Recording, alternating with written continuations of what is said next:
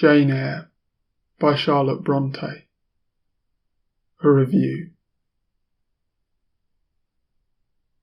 Jane Eyre, published 1847 by Charlotte Bronte, is an empowering, erotic Victorian novel, brimming with Gothic tropes and explosive energy. Its eponymous heroine, an orphan, is brought up alongside her antagonistic cousins under the hostile care of her aunt, Sarah Reed.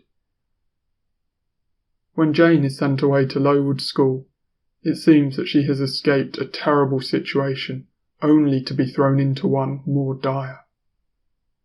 Though she finds friendship at Lowood, the conditions are harsh, and when things come apart, Jane forges for herself another escape, this time to be governess at Thornfield Hall. Her master there is Mr. Edward Rochester, a dark, brooding man. Though Mr. Rochester pursues another, Blanche Ingram, a beauty with whom Jane's plain features cannot compete, a bond develops between master and governess. Eventually, Mr. Rochester's affections turn to Jane, and he proposes marriage. But all is not well at Thornfield, a fact that Jane will soon discover. As secrets are revealed, Jane is forced from the house, and it seems there can be no union between her and the man she loves. At its most basic level, Jane Eyre is a love story between the orphaned and trapped heroine and her Byronic partner. All the Brontes seem able to tap into a visceral, wild passion that still stirs readers almost 2 centuries after their writing was first laid on the page. Doubtless it is this, coupled with the gripping unfolding of Jane's love story, which forms the greatest reason for Jane Eyre's longevity.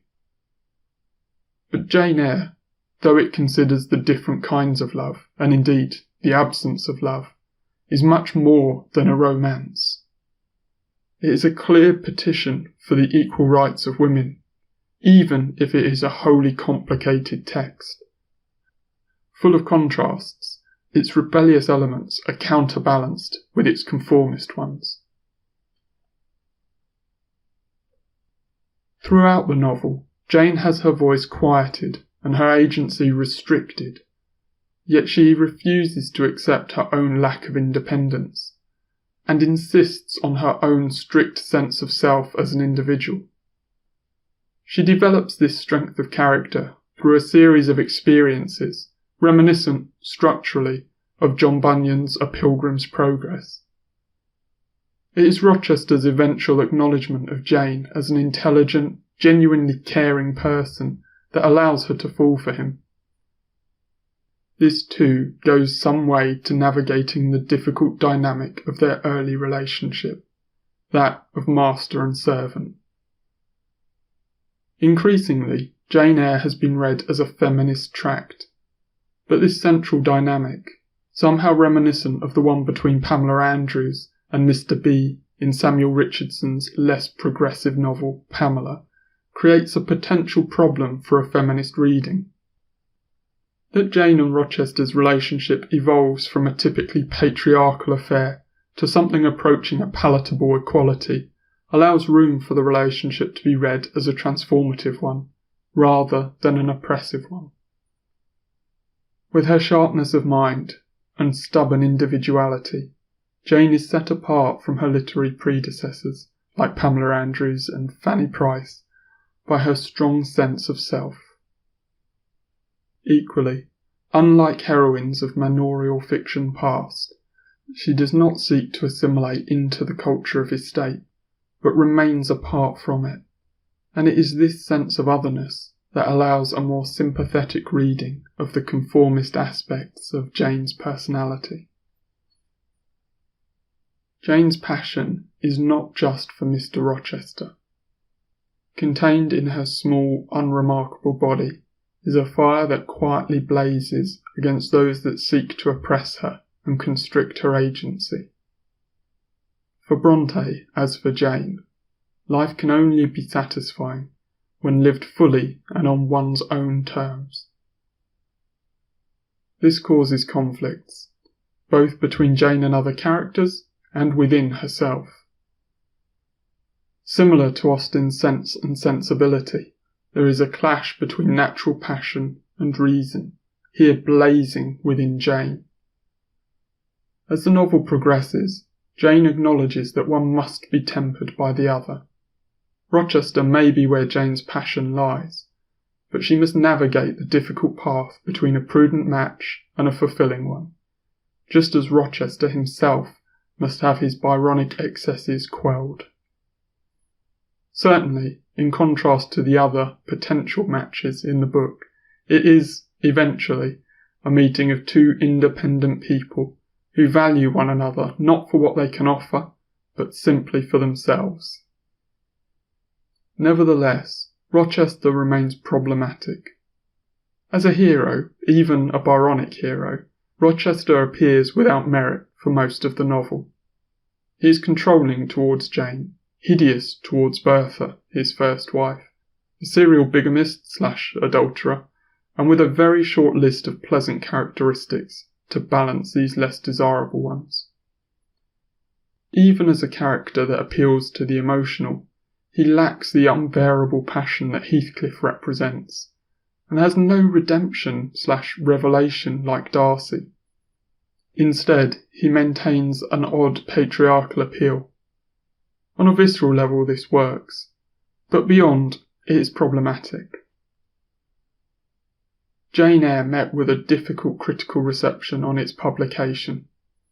It was not, as might be supposed, the brooding and overt sexuality of Rochester that offended Victorian society, but the refusal of Jane to submit to her expected role and perceived anti-Christian sentiment within the book. As has been noted elsewhere, a fictional woman who desires a Byronic partner can easily be accommodated, but a woman who desires escape from much of what society holds to be proper cannot. By representing a woman who combines these unrepressed passions, Jane becomes a dangerous heroine, and one who was identified as such by many reviewers. Bronte defended Jane Eyre against claims of irreligiosity in an introductory note to the second edition, despite her own dim view of many facets of religion. In the novel, Jane encounters three religious characters: Mr. Brocklehurst, Helen Burns, and St. John Rivers, each of whom have their evident religious failings, which Jane rightly comprehends. Consequently, none are able to convince her to share their views. She is aware, however, of the need to balance transient pleasure with moral duty. Her rejection of religious characters is less a sign of her disavowal of religion and more a sign of her own autonomous morality. For Jane is in touch with her personal form of spirituality, a state common to many Bronte characters. Throughout the text, Jane is silenced and has her position identified and history told by others. Whether Jane is constrained by man or society, she feels a constant need to escape the sense of powerlessness and commodification of her own body, and she achieves this by retaining control of her imagination, which carries her far from the hold of society. Jane fears that marriage will cause her to lose her identity, and it's not until this fear is assuaged that she can countenance the idea.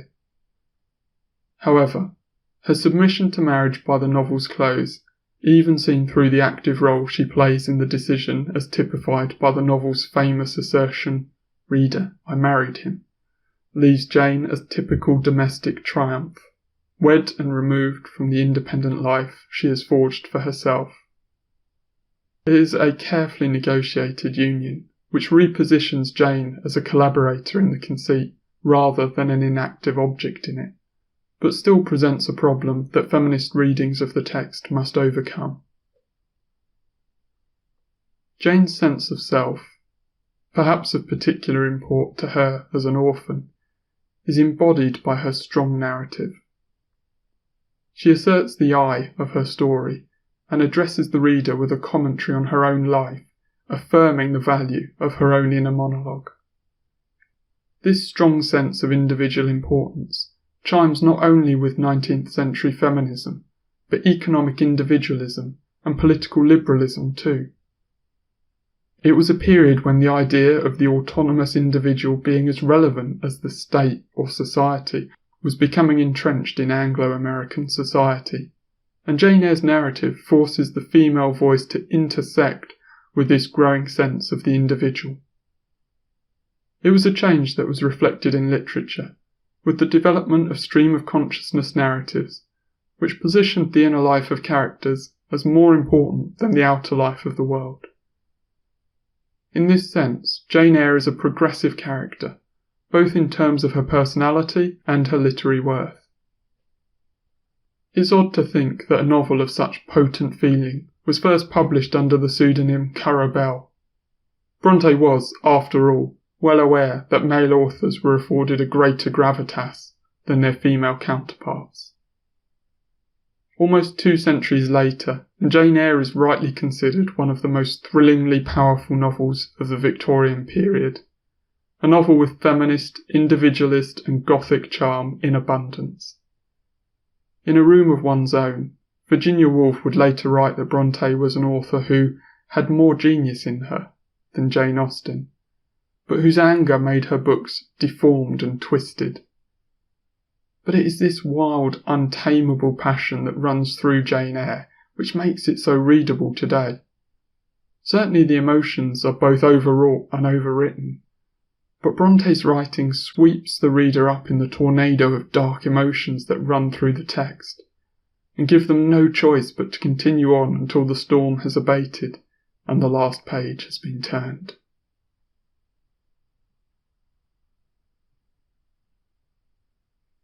This review and reading are copyright Matthew Selwyn. To find out more, visit bibliofreak.net.